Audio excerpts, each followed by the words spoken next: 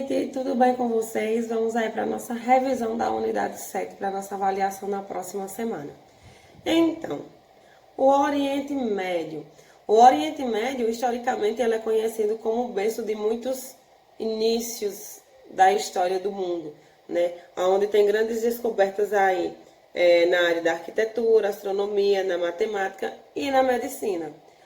Porém, a mesma região que é conhecida por grandes incentivos históricos que refletem mundo afora, também é conhecido como uma das regiões de maiores conflitos do mundo também. E aí a gente vai ver aí o nosso resumo baseado nesses dois fatores, certo? O desenvolvimento da região, né, claro, como sempre, sua localização, entre outros detalhes, e também a chegada desses conflitos.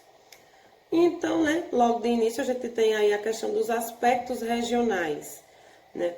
O Oriente Médio, ele fica aí como se ele servisse de ponte de conexão entre o continente da Ásia e o continente europeu.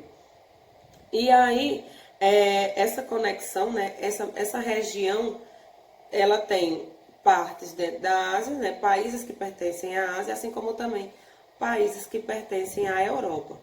É interessante ser dito que a concentração aí intitulada de região, ou melhor, que intitula a região de Oriente Médio, ela recebe essa nomeação porque ela fica praticamente no meio desses dois continentes.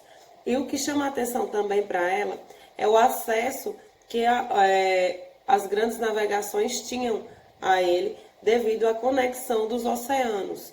Né? Temos aí através do Mar da Arábia, o Mar Vermelho e o Mar Cáspio, além do Mar Negro e o Mar Mediterrâneo, que dão portas de entrada aí para essa região. Quando a gente fala da dinâmica demográfica, a sua população ela é bem distribuída. Claro que vale se destacar que nenhum continente, país ou qualquer região, quando se fala em dinâmica demográfica, ela vai ter uma população homogênea como um todo.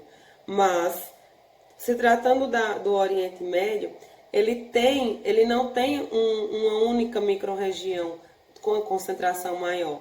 Em todas as regiões do Oriente Médio há sim um índice demográfico. E aí os destaques ficam justamente para os países que ficam aí perto dos grandes portos, como a exemplo, Damasco, Beirute, Tel Aviv e Amman, né, que são próximos aí ao continente do Mar Mediterrâneo, que também é uma porta de entrada, considerado um dos principais portos, né? Então, quando se trata da distribuição dessa dinâmica demográfica, tem em todo o território e os seus grandes feixes, né? Sua grande concentração é justamente aí próximo a esses portos. Uma questão que vale salientar sobre a densidade demográfica, né, do Oriente Médio, dessa região, é o quê? Que o alto índice de população nos centros urbanos não é em decorrência do índice econômico, de um bom desenvolvimento econômico. Há exemplo disso com implantações industriais, por exemplo. Mas, justamente o contrário, a população da área rural acabou que optando em viver aí nos centros urbanos. E aí isso é uma situação que é em decorrência das condições climáticas da região. Quando a gente fala da questão da economia, o principal tesouro do Oriente Médio é o petróleo. O petróleo ele chega a representar quase 50% de toda a concentração do Oriente Médio, né? A representação maior se trata do Oriente Médio, né? Na avaliação das reservas. Quando se juntam todas as reservas do Oriente Médio chega a representar 47,6% de todo o percentual de petróleo utilizado e em reserva dos países que entram aí nesse ciclo de reserva recuperáveis, né? E aí essa presença marcante do petróleo, tendo ele como uma das principais moedas, né? Quando se trata aí de fonte energética, ele além de gerar uma intensa cobiça para os próprios países do Oriente Médio, ele também chama a atenção de outros países que pertencem a outros continentes. E quem tem o principal investimento dessas jazidas é justamente os países desenvolvidos, que buscam a matéria-prima em outras reservas, e aí o Oriente Médio ele acaba que chamando uma atenção maior devido à sua grande quantidade, o seu grande percentual. Quando falamos da agropecuária e da indústria, o que acontece? Sabendo que tem aí um alto nível de condições climáticas que são desfavoráveis tanto para a agricultura como para a pecuária, o que é que acontece? O sistema de agricultura que existe, boa parte do ano, é alimentado através dos sistemas de irrigação, pelos rios Eufrates e Tigre, né? E aí, essa agricultura ela é baseada na agricultura de subsistência, assim como também a pecuária. A pecuária é uma prática milenar, né? Que tem o uso aí do pastoreio nômade, que são os criadores principalmente de ovinos e caprinos, que ficam migrando de uma região para outra em busca de alimento para esses animais. Quando se fala da atividade de subsistência, quer dizer o quê, gente? Que boa parte da produção, tanto agrícola como também da pecuária, ela é voltada para o próprio consumo, certo? Quando a gente fala do setor industrial, ele também não tem tanta força na economia do Oriente Médio, né? Porque quando se trata aí, né, da questão dos investimentos, a questão da petroquímica, que tem como matéria-prima principal o petróleo, o Oriente Médio ele não tem uma demanda industrial para dar conta, no dito popular, para dar conta de se trabalhar esse recurso. Então ele acaba que também ficando numa escala muito inferior relacionada a outros países em relação à industrialização. E aí vem aí as desvantagens, que mesmo com a presença dos polos industriais, esses também não têm aí uma grande interferência na economia do país, ou melhor, dos países da região, né? E aí a economia do Oriente Médio, ela é uma economia considerada baixa, né? E aí quando isso traz uma interferência para a população, mesmo o Oriente Médio sendo aí o maior berço de petróleo, o que é que acontece? Quando vendido esse petróleo, o investimento feito nessa venda não vem de retorno para a população, porque boa parte desse petróleo quem comercializa são as empresas privadas. E aí a população fica aí à mercê de um baixo renda, tanto econômico como também de uma baixa condição de vida. Tem também a questão das guerras. E aí essas guerras, os países envolvidos aí, eles já não têm aí uma boa economia, né? Um equilíbrio econômico. E o pouco que tem aí que lidar com o golpe de interesse de outros países que vendem aí armamentos para eles entrarem nesses confrontos bem equipados. Então, temos aí na página 234 a intitulação As Guerras e os Interesses Econômicos na Região. Por quê? As guerras que existem na região, minha gente, elas acabam que despertando o interesse das indústrias bélicas a nível global. Porque quem produz as armas querem vender. Isso de armas, equipamentos, o que for necessário para se duelar. E aí os países que têm as indústrias bélicas é que saem aí na vantagem nessas regiões que vivem em constante confrontos, certo? E aí vem a questão árabe e israelense, né? Que é uma guerra que se estende aí há vários séculos, desde do século I, que já tem aí seus vestígios do início desses confrontos. E aí acaba que se intensificando com o movimento sinuísta, né, que é quando os judeus resolvem voltar para a Palestina, e o confronto ele acaba que se intensificando e que tem aí se estendido até os dias atuais, né? É interessante que isso se agravou mais, esses conflitos se agravaram mais depois da Segunda Guerra Mundial, né?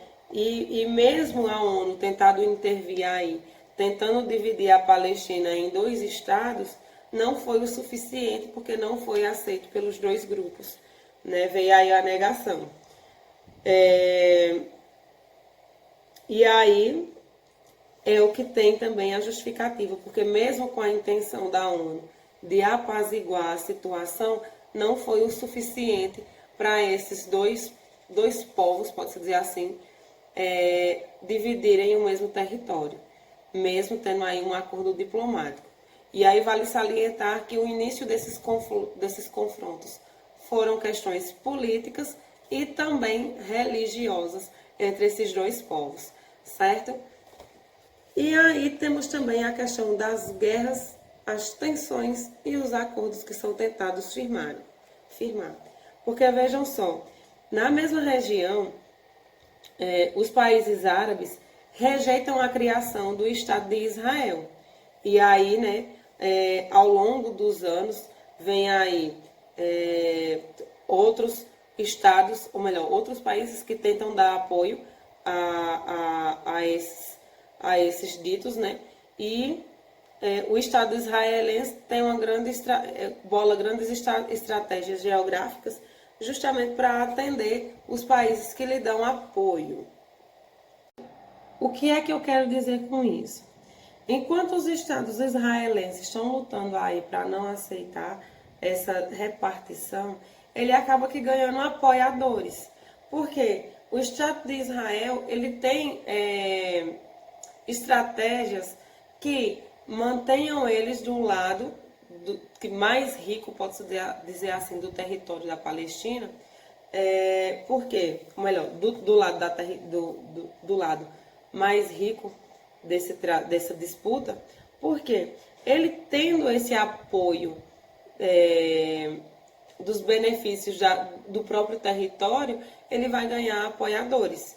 E aí é justamente aonde tem aí na página 238 que vem dizendo o seguinte: o Estado israelense tem importância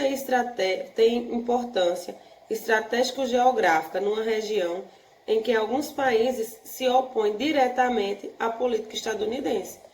Por que isso? Porque os Estados Unidos têm parceria com Israel e, consequentemente, se ele precisar de qualquer coisa, ele vai ter aí o aparato militar que ele necessita em decorrência disso. E isso é uma estratégia de luta. Outra questão que vem sendo citada aí é o seguinte, que em 1959 e 1964 foram criados, respectivamente, o movimento nacionalista FAT e a Organização para a Libertação da Palestina, entidade árabe liberada por Yasser Arafat, que exercia uma resistência mais organizada contra o domínio de Israel na região. Ao longo das décadas seguintes, o OLP utilizou diversas estratégias para combater o Estado de Israel e sensibilizar a opinião pública mundial para a causa da Palestina.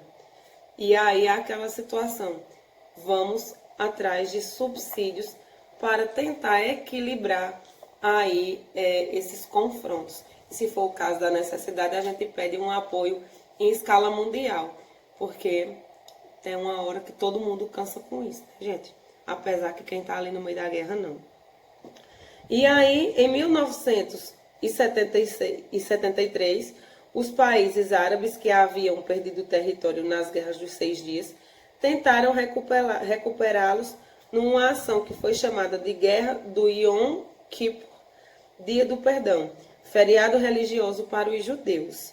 Egito e Síria atacaram Israel de surpresa no Sinai e nas colinas de Golã. Israel resistiu ao ataque e dias depois investiu militarmente contra os países, derrotando-os e fazendo milhares de prisioneiros de guerra. Ou seja, mesmo que Israel ou outros países ganhem aí uma boa estrutura, um bom apoio de outros países, ainda não é o suficiente. Por quê? Por mais acordos que tentem ser elaborados, esses acordos não são aceitos porque acaba aqui desagradando um ou outro, né? E aí vem a consequência de tudo isso. Os confrontos de guerra entre eles acabam que se estendendo dia após dia. Acordos que são tentados ser enlaçados não são conquistados.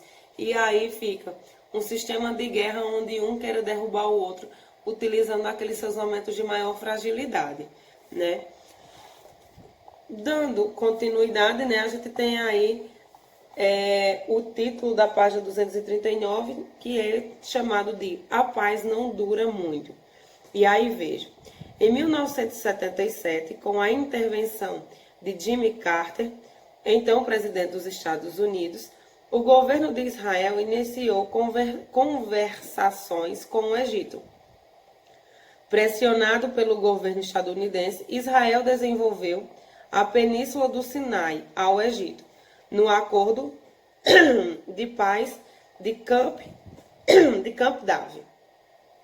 De 1987 a 1999, houve a primeira alfinetada, ou seja, depois do acordo começa novamente aí as provocações. Também conhecida como conflito ou Guerra das Pedras, onde militarmente despreparados os palestinos decidiram enfrentar o exército oponente a qualquer custo, utilizando o precário armamento disponível, inclusive pedras retiradas das ruas. Eles lutaram contra o exército, bem equipado e com excepcional treinamento militar. Do combate dessas forças desiguais resultaram muitas mortes, sobretudo dos palestinos. Então veja, os Estados Unidos ele entra na guerra e depois ele tenta apaziguar a situação. Só que quando ele tenta apaziguar a situação, ele está querendo o quê? Uma vantagem para si. E aí os palestinos não aceitam. E aí começa outro ponto de guerra, né? E aí nesse meio termo, nesse período vem o quê? Vem o Acordo de Paz de Camp David, vem o Acordo de Oslo e, por fim, no começo de 2000, começa a segunda alfinetada, né? Que traz aí, na Palestina, no caso, que a população rebelou quando Ariel Sharon, então premier de Israel, declaradamente contrário ao reconhecimento da Palestina como um Estado, caminhou pela esplanada das mesquitas em Jerusalém. Ou seja, Ariel Sharon, ele, ao fazer isso, ele acaba que alfinetando aí a Palestina, quando ele começa a andar juntamente com os judeus.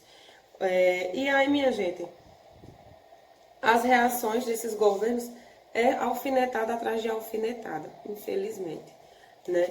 Mesmo que venham milhares de acordos ao longo de anos e anos que tragam benefícios para a população como um todo, eles acabam que sendo burlados. Por quê?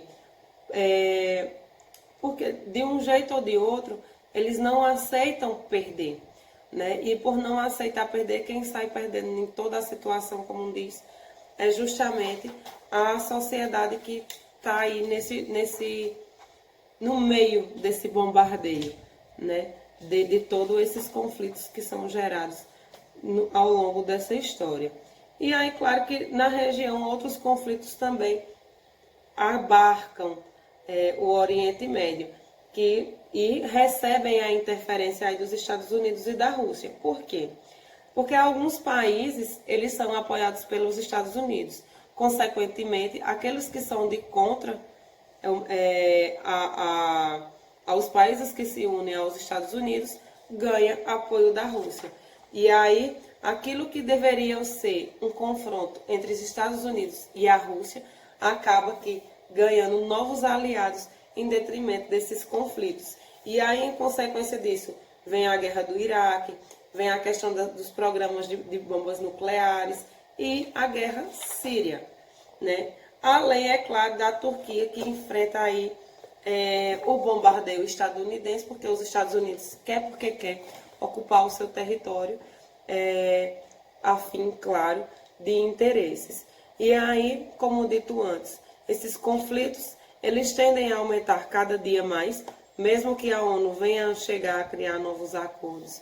Não é o suficiente, porque eles aceitam de imediato, mas em seguida eles já começam a apresentar novos comportamentos que chegam a ofender aqueles que até então estavam amiguinhos, né? É como se fossem irmãos que brigam aí continuamente, fingem fazer as pazes, mas depois voltam a arengar de novo. Essa é a verdade. E como eu disse antes, quem sai perdendo nesse fogo cruzado é justamente aquela população que não tem nada a ver, a não ser a perder com esses confrontos, certo? Para o nosso resumão, né, a gente fica por aqui. Façam a atividade indicada na descrição do vídeo e estudem para avaliação, e qualquer dúvida vocês me procurem, tá certo? Mas não deixem de estudar. Um grande cheiro para vocês e até a nossa próxima aula.